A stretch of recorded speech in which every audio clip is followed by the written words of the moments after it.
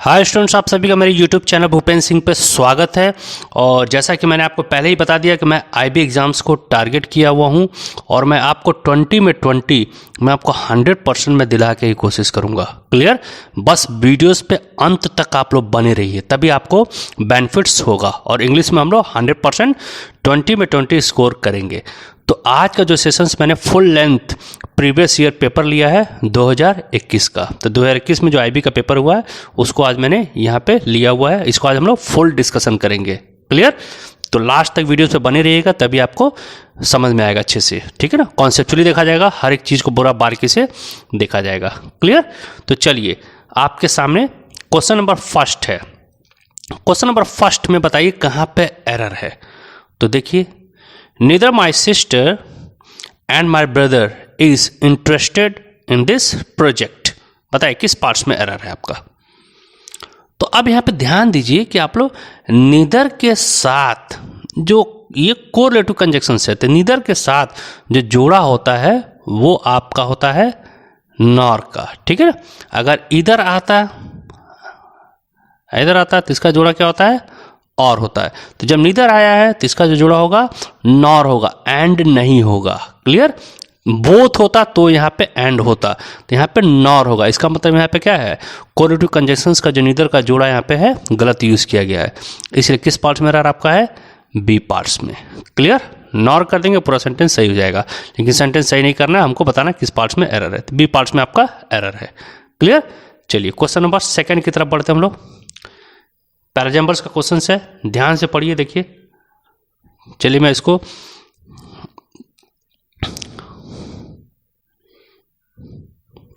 Question number second को देखते हैं। क्वेश्चन नंबर सेकंड में बताइए कहाँ पे एरर है। सॉरी, चलिए क्वेश्चन नंबर सेकंड्स को देखते हैं और बताइए पैराजम्बल से आपको ये जो आपका है PQRS, इसी को पैराजम्बल वे में दिया गया, इसी को हमको सही सीक्वेंस में सेट करना है। ठीक है ना?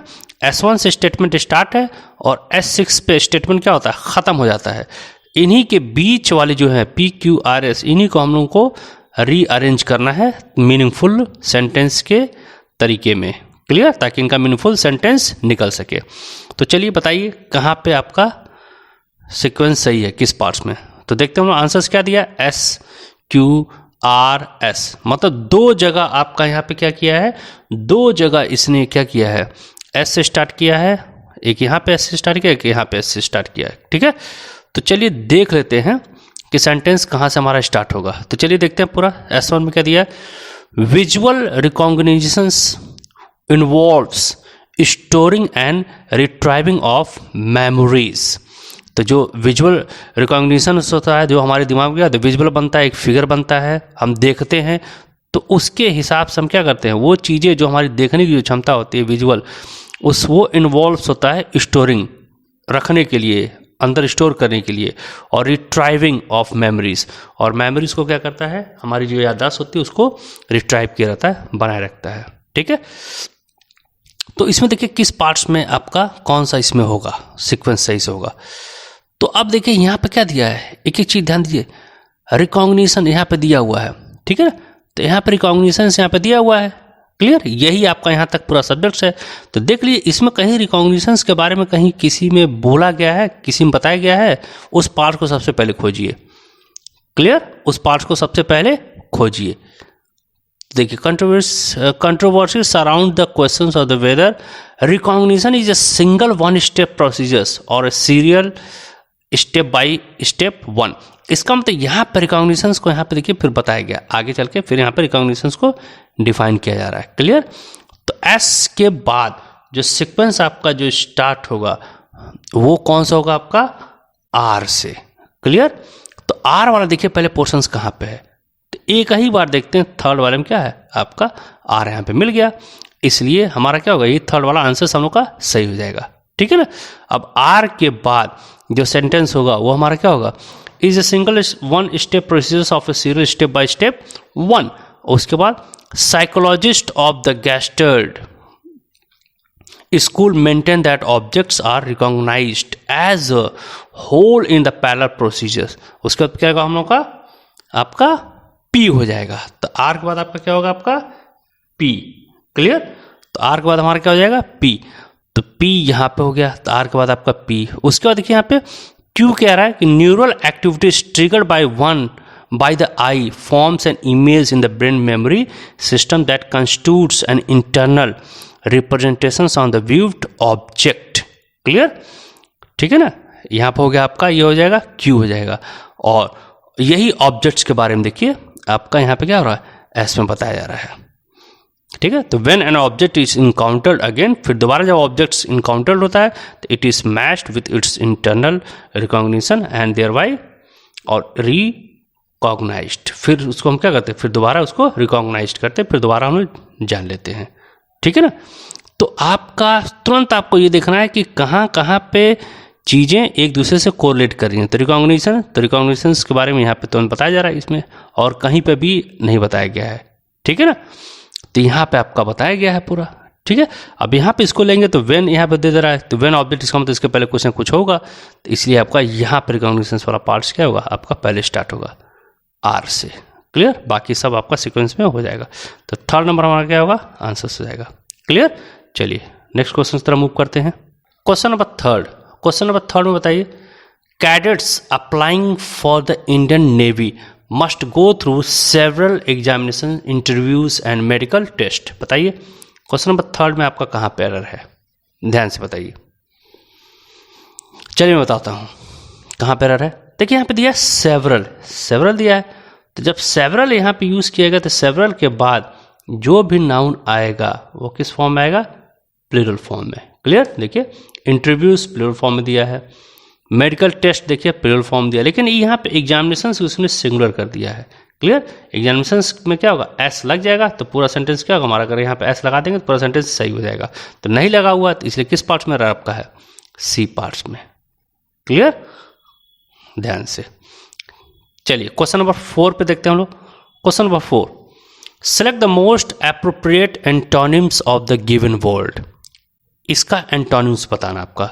तो वर्ड्स क्या है, इम्पर्टर्बल, क्या लिखा है आपका, इम्पर्टर्बल। इम्पर्टर्बल का मतलब क्या है कि कोई ऐसा बंदा है जो डिफिकल्ट सिचुएशंस में भी घबराता नहीं है, वरीड नहीं होता है। क्लियर, कूल रहता है, एकदम कूल माइंडेड रहता है। तो इसका जो डेफिनेशन होगा अगर मैं लिख देता हूं यहाँ पे, not easily worried by a difficult situation। ठीक है ना, बंदा है जो क्या होता है, आसानी से घबराता नहीं है। ठीक है ना, कितना भी कठिन से कठिन परिस्थिति हो जाए उसमें वो शांत रहता है, एकदम कूल रहता है। क्लियर, तो इसका एंटोनिम्स क्या हो जाएगा, अपोजिट इसका क्या हो जाएगा, अपोजिट पूछ रहा है तो एक्साइटेबल में क्या होता है, अत्यधिक उत्तेजित होना। और ये क्या बनता है, एकदम कूल है, उत्तेजित है नहीं, तो इसलिए इसका एंटोनिम्स क्या हो जाएगा आपका, एक्साइटेबल हो जाएगा। क्लियर, बाकी और भी वर्ड्स को देख लेते हैं, उनकी मीनिंग्स भी देख लेते हैं।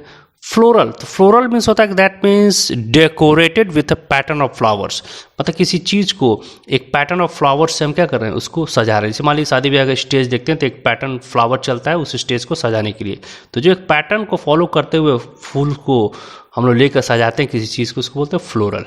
ठीक है ना।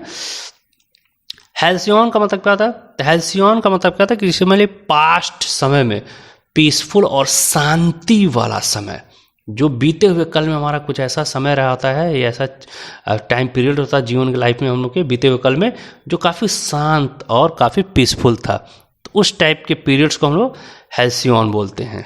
ठीक है ना।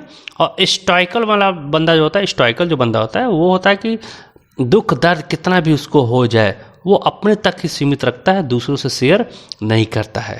क्लियर, तो ऐसे बंदे को हम क्या बोलते हैं, स्टॉइकल बोलते हैं। ठीक है, तो यहाँ पर हम लोग का क्या आ जाएगा, थर्ड यहाँ पर हम लोग का आंसर हो जाएगा excitable. Clear. Question number 5, question number 5 में चलिए देखते हैं हम लोग क्या है।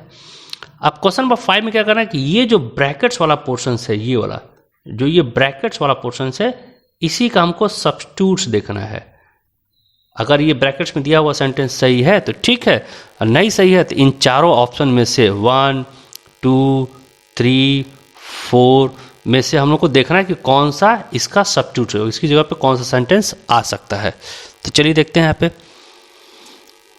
तो he had tutor all week, मतलब he did exceptionally well in his exams, उसने अपने एग्जाम में अच्छा किया, ज़बरदस्त परफॉर्म किया, क्योंकि he had tutor all week. अब देखो यहाँ पे ट्यूटर्ड वर्ड दिया, तो ट्यूटर्ड मीन्स क्या होता है, ट्यूटर क्या आता है, ट्यूटर आपको पढ़ाता है, ठीक है। और इसने एग्जाम में अच्छा किया, इसका मतलब किसी को इसको किसी ने पढ़ाया होगा, तो इसका मतलब क्या होगा, ये पैसिव वॉइस में जाएगा, क्योंकि ये अपने आप को ट्यूटर नहीं कर सकती है, ठीक है, वो अपने आप को ट्यूटर नहीं कर सकता, इसको ट्यूटर लगाया गया ताकि ये अच्छा परफॉर्म कर सके, इसको टीचर्स लगाया गया इसको ताकि वो टीचर्स इसको पढ़ा सके। तो ये हमारा किस में चला जाएगा, पैसिव वॉइस में, ठीक है। अब पैसिव वॉइस में क्या होता है, तीसरा पर्सन का इन्वॉल्वमेंट होता है। तो यहाँ पर हैड बीन ट्यूटर्ड होगा, क्योंकि पूरे हफ्ते उसको क्या किया गया, बढ़िया से पढ़वाया गया था, जिसकी वजह से उसने एग्जाम में बहुत अच्छा परफॉर्म किया। तो हैड बीन ट्यूटर्ड होगा, तो हैड बीन ट्यूटर कौन सा हो जाएगा आपका, 4 पार्ट। तो इसका सब्स्टिट्यूट क्या होगा, यहाँ पे ये हो जाएगा, ठीक है ना, ये ध्यान रखिएगा। चलिए क्वेश्चन नंबर 6 की तरफ बढ़ते हैं। क्वेश्चन नंबर 6 में बताइए, going by the number of people present it was appearing that the seminar was a huge success. बताइए किस पार्ट्स में रह रहे हैं। तो देखिए seminar was a huge success, seminar क्या था, एक बहुत अच्छा खासा एक बहुत बड़ा सक्सेस था उस सेमिनार का। इसका मतलब लोगों के प्रेजेंस जो बढ़ रहे थे, लोगों की उपस्थिति जैसे बढ़ रही थी, उस हिसाब से देखा जाए तो सेमिनार क्या था, जबरदस्त हुआ होगा, ठीक है ना। तो जब ये पास्ट में चीज़ें चल रहा था, यहाँ पे पास्ट कॉन्टिन्यूस नहीं करेंगे, इंडेफिनिट में होगा। यहाँ पे जो सेंटेंस क्या होगा आपका, इंडेफिनिट में जाएगा। तो इट वॉज अपीयर्ड होगा, वॉज हट जाएगा, और अपीयर जब हम क्या कर देंगे, अपीयर्ड कर देंगे, तो पूरा सेंटेंस सही हो जाएगा। तो हमें सेंटेंस को सही नहीं करना है, क्लियर। तो किस पार्ट्स में एरर आपका है, बी पार्ट्स में, ठीक है, ये हो जाएगा। चलिए क्वेश्चन नंबर 7 देखते हैं हम लोग। Select the word that is closest in meaning. इसका मतलब हमको क्या बताना है, इसका सिनोनिम्स बताना है। तो विलिफिकेशंस, तो विलिफिकेशंस का मतलब होता है जैसे मान लीजिए किसी की आप निंदा बहुत ज़्यादा कर रहे हैं, ठीक है ना, या किसी की बदनामी करना अपने वर्डिंग से, अपने चरित्र से, अपने जुबान से, ठीक है ना। तो इसका ये होता है मतलब विलिफिकेशंस का। तो अब इसमें से कौन सा हो जाएगा सिनोनिम्स इसका। तो इसका जो सिनोनिम्स होगा, तो आप देखिए कौन सा होगा इसका सिनोनिम्स, बताइए ध्यान से। तो एसर्शंस का मतलब क्या होता है कि दैट मीन्स, एसर्शन एक एक वर्ड्स को देख लेते हो लोग। तो एसर्शंस का मतलब होता है कि दैट मीन्स एक कोई दृढ़ कथन, आप एकदम दृढ़ तरीके से कोई स्टेटमेंट दे रहे हैं, a statement that says you strongly believe that something is true. ऐसा समझ मतलब है किसी चीज़ को आप एकदम स्ट्रांगली बिलीव कर रहे हैं कि एकदम चीज़ें क्या होंगी, एकदम सही होंगी, क्लियर। इसका मतलब ऐसा तो होगा नहीं पूरा, ठीक है। Strongly believe that something is true. Variations का मतलब क्या होता है, जैसे जैसे बदलाव, वेरिएशंस, ये तो आपको पता ही है आपका, ठीक है ना। रेक्टिफिकेशंस, तो रेक्टिफिकेशंस का मतलब क्या होता है, रेक्टिफिकेशंस मतलब इसे शोधन करना या सुधारना किसी चीज़ में। The action of putting something right, इसका मतलब होता है the action of putting something का शॉर्ट फॉर्म समथिंग राइट, ठीक है ना। वह क्रियाकला जिसके द्वारा चीज़ों को आप क्या करते हैं, व्यवस्थित या सही करते हैं, रेक्टिफिकेशन, सुधारना। तो बचा आपका क्या, एस्पर्शन। तो एस्पर्शन मीन्स क्या होता है, कड़ी निंदा करना, ठीक है ना, किसी की बदनामी करना। तो ये इसका क्या हो जाएगा, सिनोनिम। तो कौन सा आंसर सही हो जाएगा हम लोग का, सेकंड नंबर, क्लियर। चलिए नेक्स्ट क्वेश्चन की तरफ मूव करते हैं। क्वेश्चन नंबर 8 में बताइए क्या होगा। फिल इन द ब्लैंक्स है, यहाँ पे आपको भरना है, यहाँ पे आपको एक उपयुक्त भरना है वर्ड्स इन चारों में से। तो they were fortunate enough to get a look at the dash mansion from the inside in the processed of area of the city. मतलब जो पॉसेस्ड एरिया जो सिटी का है, सबसे जो पॉसेस्ड एरिया जहाँ पे बड़े बड़े धनवान लोग रहते हैं, उसमें भी आप क्या करना है, दे वर फॉर्चुनेट, मतलब वो पर्याप्त भाग्यशाली था ताकि उसको आराम से लोग मेंशन कर सके, उसको देख सकें, ठीक है ना। इनसाइड, अंदर से, उस शहर के अंदर भी अपनी एक पहचान बनाया होता है। कैसे? इसका मतलब क्या, काफ़ी ज़्यादा वो वेल्दी पर्सन है, काफ़ी क्या वो रिच आदमी है, ठीक है ना। तो रिच के लिए हमारे यहाँ पे क्या है, क्योंकि वो इतनी पॉजिटिव कॉलोनी में, सिटी में लोग तभी आपको ध्यान देंगे जब आप क्या होंगे, रिच होंगे। क्लियर? आपका स्टाइल्स होगा, मतलब एकदम स्टाइल से आप रहते हैं, काफ़ी वेल्दी हैं, और वो आपकी जो वेल्दीपन है, जो आपका रिचनेस है, वो एकदम लोगों को दिखना चाहिए। डायमंड्स पहने हुए हैं, अच्छे से एकदम गेटअप है, महंगी कार है, तो इस टाइप का जो लुक लेके आदमी चलता है तो उसको हम क्या बोलते हैं, वो बंदा क्या है, ऑपुलेंट है। तो ऑपुलेंट इसका क्या होगा, आंसर्स हो जाएगा, ठीक है ना। बाकी और देख लेते हैं क्या क्या है। इंडोलेंट, इंडोलेंट का मतलब क्या होता है कि कोई बंदा क्या है, काफ़ी लेजी है। नॉट वांटिंग टू वर्क, इसका मतलब होता है नॉट वांटिंग टू वर्क, ठीक है। बंदा क्या है, लेजी है, मतलब काम नहीं करना चाहता है, या एकदम सुस्त टाइप का बंदा है, तो लेजी, उसको क्या बोलते हैं, इंडोलेंट बोलते हैं। बेनेवोलेंस मीन्स होता है, बेनेवोलेंस का जो यहाँ पे मीनिंग हो जाएगा, जो बंदा क्या है, काफ़ी काइंड है, फ्रेंडली है, ठीक है ना, काफ़ी काइंड है, फ्रेंडली है, और हेल्पफुल टू अदर्स, जो लोगों के प्रति काफ़ी दयालु है, ठीक है ना, काफ़ी मितवत व्यवहार रखता है लोगों के प्रति, उसको हम क्या बोलते हैं, बेनेवोलेंट बोलते हैं। और इंसॉलेंट, इंसॉलेंट्स को क्या बोलते हैं, इंसॉलेंट्स को देखा जाए, लुकिंग रिस्पेक्ट, ठीक है ना, लैकिंग रिस्पेक्ट।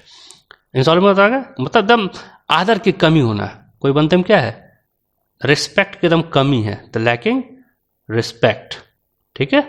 ये कह सकते बंदा क्या है, काफ़ी रूड है, उसके अंदर कोई क्या है, मान सम्मान या रिस्पेक्ट नहीं है लोगों के प्रति, उसको बोलते हैं इंसॉलेंट। तो अब यहाँ पे लोग जब इसको ऑब्जर्व कर रहे हैं तो इसका मतलब क्या है, बंदा वो ऑपुलेंट्स है, धनवान है, काफ़ी रिच है। तो ऑपुलेंट्स का जो सिनोनिम्स अगर हम देखेंगे तो यहाँ पे क्या हो जाएगा, वेल्दी, क्या हो जाएगा, वेल्दी, ठीक है ना, या कह सकते हैं रिच पीपल। तो एक और इसका सिनोनिम्स हो जाएगा, मतलब रिच, रिच, ठीक है ना, एक्सट्रीमली रिच कर सकते हैं, अत्यधिक। तो अपने को हो जाएगा एक्सट्रीमली, एक्सट्रीमली रिच, अत्यधिक अमीर होना, ठीक है ना, ये भी इसकी मीनिंग्स हो जाएगी, एक्सट्रीमली रिच। क्लियर? तो चलिए क्वेश्चन नंबर 9 की तरफ देखते हैं। The same set of the facts can be tailored to fit any preconceived believed. बताइए इसमें कौन सा, कहाँ पे एरर है।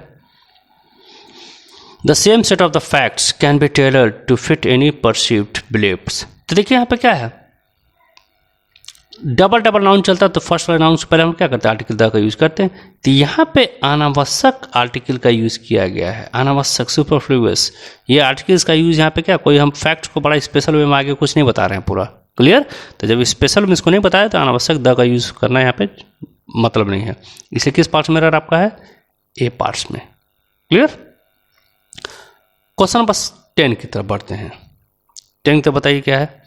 There are some people who think they are God's gift to mankind. कुछ लोग होते हैं जो सोचते हैं कि वो क्या है, भगवान के भेजे हुए गिफ्ट हैं इस मानवता के लिए, ठीक है ना।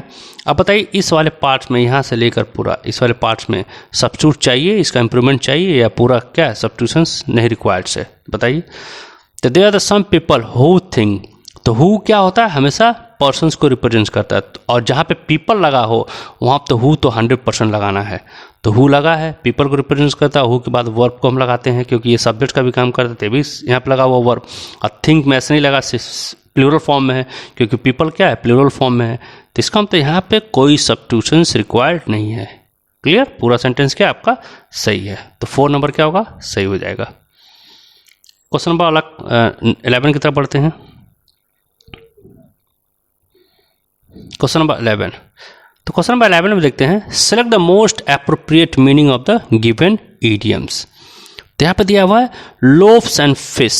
तो लोफ्स एंड फिश का मतलब क्या होता है कि दैट मीन्स कोई बंदा क्या है, भौतिकवादी दुनिया में एकदम क्या, एकदम मशगूल है। और देखते भी आजकल के पूरी जनरेशन्स क्या है, भौतिक दुनियादारी में एकदम मशगूल है। मतलब उसको पूरा क्या चाहिए, रुपया, पैसा, मान सम्मान, शो ऑफ दिखना या दिखाना अपने आप को, ठीक है ना, ताकि मैं कितना धनवान हूँ। इस टाइप की चीज़ों के पीछे दुनिया क्या और एकदम भाग रही है। तो इसको हम क्या बोलते हैं, लोफ्स एंड फिश, ठीक है ना, जिसको हम बोलते हैं मटेरियल इंटरेस्ट, जितने भी कागजी मुद्रा, मतलब जितना भी कागजी पत्थर से जितना मजबूत हो जाए हम, बॉन्ड से मजबूत हो जाए, LIC से मजबूत हो जाए, रुपये से मजबूत हो जाए, पैसे से मजबूत हो जाए, तो इस टाइप के इंटरेस्ट में भागना, उसी को हम क्या बोलते हैं, लोब्स एंड फिश बोलते हैं। तो इसका आंसर क्या हो जाएगा हमारा, मटेरियल्स इंटरेस्ट। Banish 12 number. तो बैनिश का मतलब क्या होगा, तो बैनिश मीन्स होता है किसी को निष्कासित कर देना, देश निकाला कर देना, ठीक है ना, उसको तड़ी पार कर देना, भगा देना, ठीक है ना, या उसने कोई गलत काम किया जिसकी वजह से उसको क्या किया गया, सरकार या लीगल नोटिस पे उसको क्या कर दिया गया, भगा दिया गया। तो इसका जो आपका होगा क्या बताना हम लोग को, सिनोनिम्स। तो सिनोनिम्स से क्या होगा, डिपोर्ट। तो डिपोर्ट का भी मतलब क्या होता है, किसी को निष्कासित कर देना, ठीक है ना। एक्सेप्ट स्वीकार करना होता है। पेरिस आपको मैंने बता ही दिया है, टू बी डिस्ट्रॉयड, किसी चीज़ को एकदम ख़त्म करना। और जो परसिस्ट होता है, टू कंटिन्यू डूइंग समथिंग, इसका मतलब होता है टू कंटिन्यू डूइंग समथिंग। तुम्हारा आंसर क्या हो गया, बैनिश मीन्स निष्कासित करना, डिपोर्ट हो जाएगा। क्लियर। चलिए क्वेश्चन नंबर 13 की तरफ बढ़ते हैं।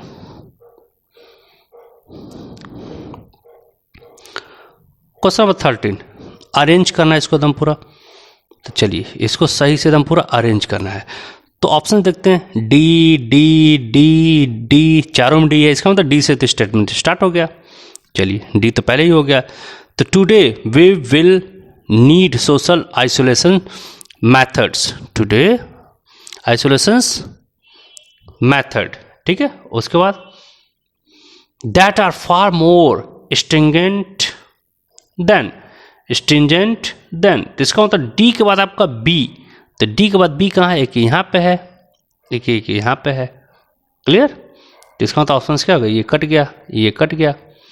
अब डी के बाद क्या होगा, हाँ बी हो गया, they are the for more stringent then, और देन उसके बाद क्या होगा, what we could have gotten away with had the world reacted. मतलब इसके बाद फिर क्या होगा आपका, सी के बाद ए है, ये जोड़ा आपका चल रहा पूरा, सी के बाद ए।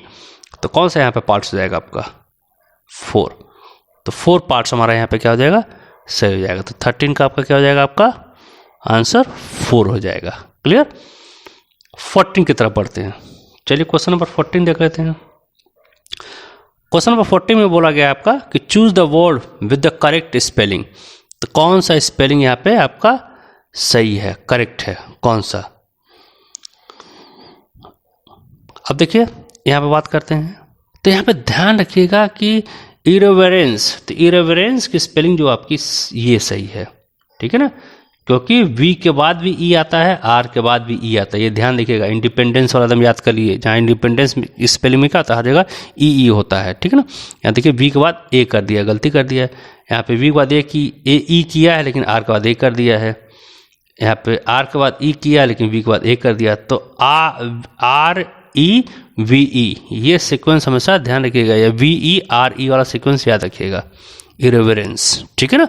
और इरेवरेंस का मतलब होता है not showing the expected respect for official, मतलब ऑफिशियल तरीके से जो सम्मान आपसे एक्सपेक्ट किया गया था, आप उस सम्मान को उस तरीके से नहीं दिखा रहे हैं, उतना ज़्यादा सम्मान नहीं दे रहे हैं, तो उसको बोलते हैं इरेवरेंस, ठीक है।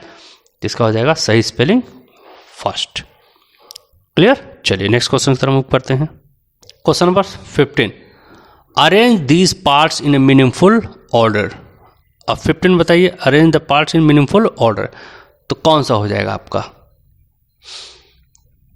चलिए देखिए, सी सी सी सी तो सब जगह दिया, इसका मतलब सी से स्टार्ट हो गया।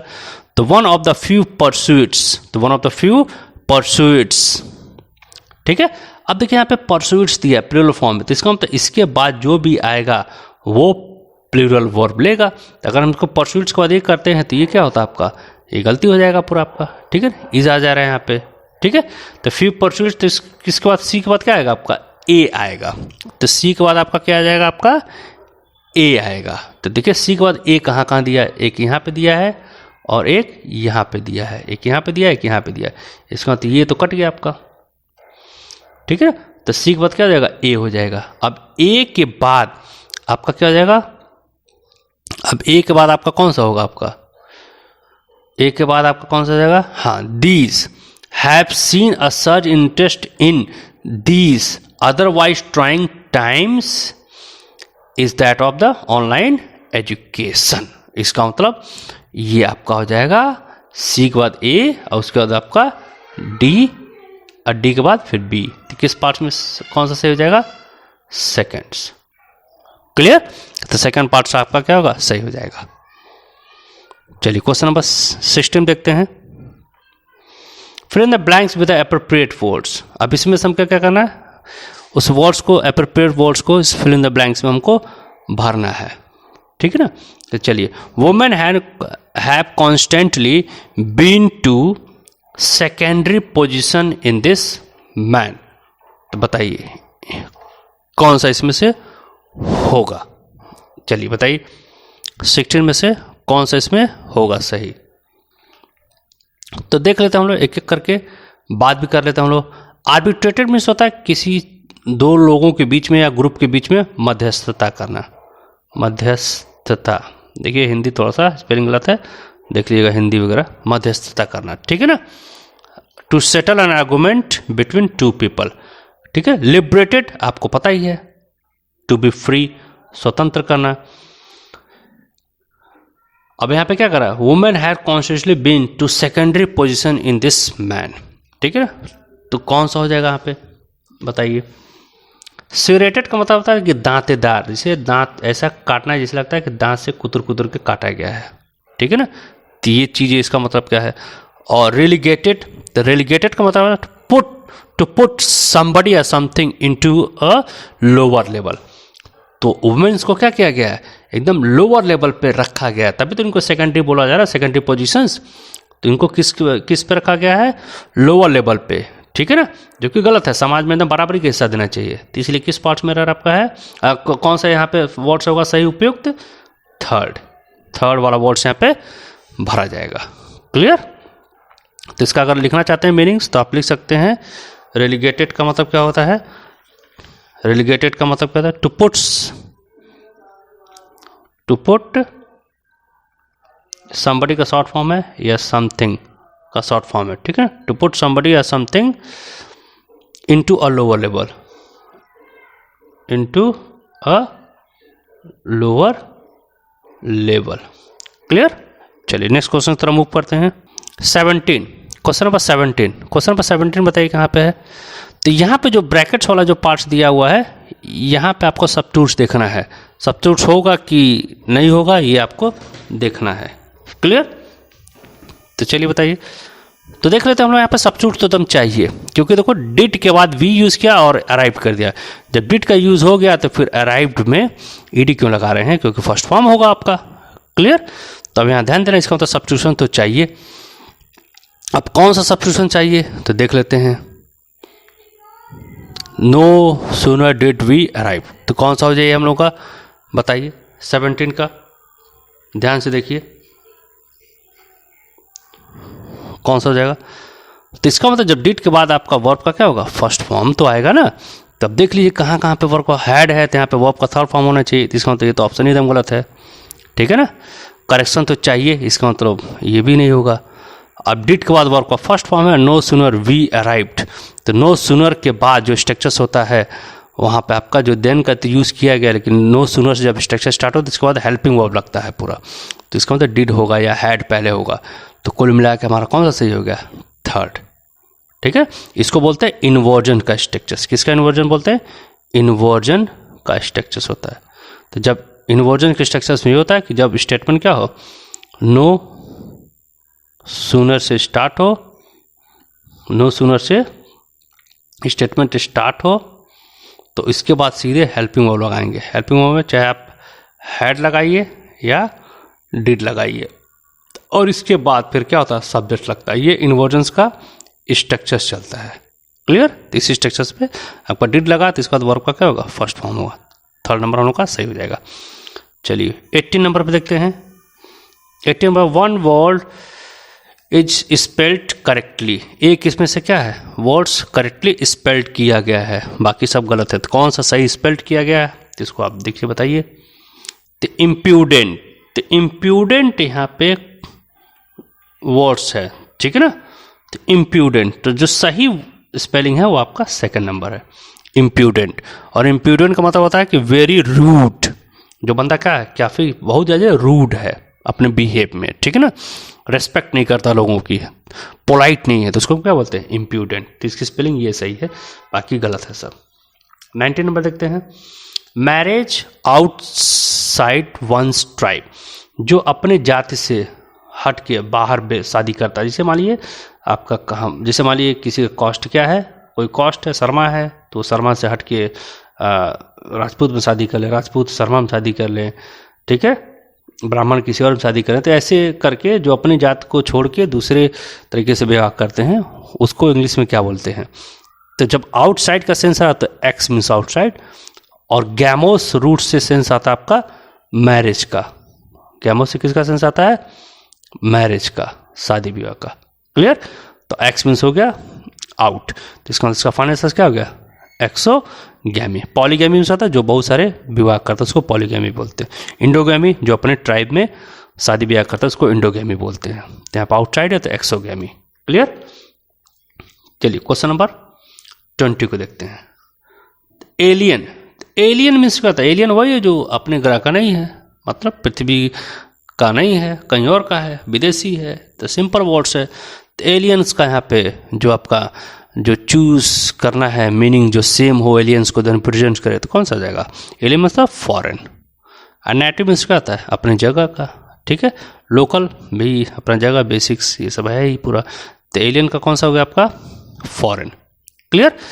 तो देखा हम लोगों ने पूरा अच्छे तरीके से हम लोगों ने IB के 2021 के जो पेपर हैं उसको हम लोगों ने पूरा अच्छे तरीके से सॉल्व कर लिया। और अगर आप चाहते हैं कि इसी तरीके से मैं पूरे प्रीवियस ईयर्स के क्वेश्चंस को आपको सॉल्व करा दूं और IB के एग्जाम्स में आपको 20 में दिला दूं, तो आप लास्ट तक वीडियोस को जरूर देखिए। और चैनल पे पहली बार तो सब्सक्राइब जरूर करिए, ताकि समय से नोटिफिकेशंस आपको मिलता रहे और दोनों लोग मिल के एक साथ तैयारी किया जाए, जिससे क्या होगा, आपका 20 स्कोर 100% होगा। क्लियर। तो चलिए मिलते हैं इसी तरह नेक्स्ट वीडियोस में, एक साथ फिर मिलते हैं हम लोग। Thanks for watching my video.